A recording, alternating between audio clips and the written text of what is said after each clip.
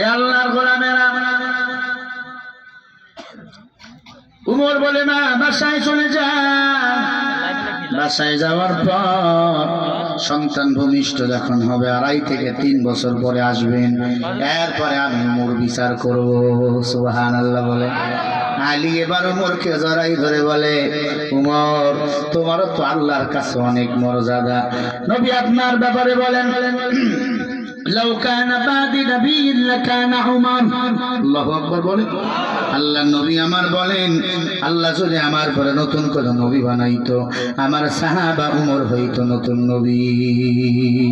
আজকে যারা আমার নবীকে নবী মানে না, গোলাম মুহাম্মদ কাদিয়ানীকে যারা নবী মানে, এরা সব কাফেরের দল। এরা কাদিয়ানী যারা, এরা কাফের। কাদিয়ানীকে যারা কাফের বলবে না, এরাও হলো কাফের।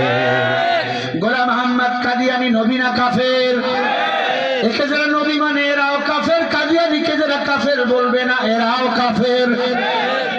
ঠিক কিনা? দুঃখ, কলিজা ফেটে যায়। এই কাদিয়ানীর বিরুদ্ধে কথা বললে আমাদের গ্রেফতার করে। আমারে যখন গ্রেফতার করলো, আমারে বলতেছে হুজুর কাদিয়ানীর বিরুদ্ধে না বললে হয় না। আর আমার সন্তান কাদিয়ানী হবে, আমার সন্তান ইহুদিদের কাছে ঈমান বিক্রি করবে। উত্তরবঙ্গে দেখলাম কুড়িগ্রামে 1200 পরিবার কাদিয়ানী হয়ে গেছে, টাকার কাছে বিক্রি হয়ে গেছে।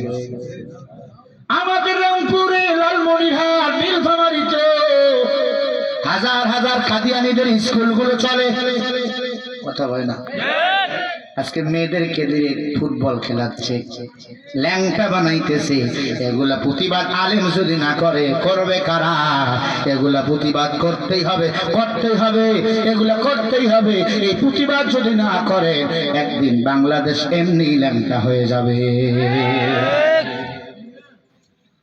সময় এসেছে প্রতিবাদ করা।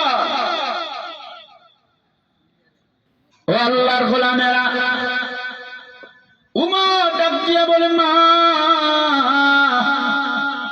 বাসায় চলে যান। মহিলা বাসায় চলে গেল। বাসায় যাওয়ার পর